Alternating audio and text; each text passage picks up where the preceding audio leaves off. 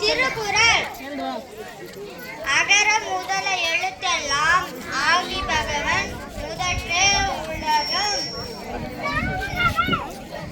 உலகு கற்க கசதர கற்பவை கற்றபின் நிற்க அதற்கு தக. சற்றனை தூக்கு கணக்கே நீ மாந்தற்கு சற்றனை தூமடிவு.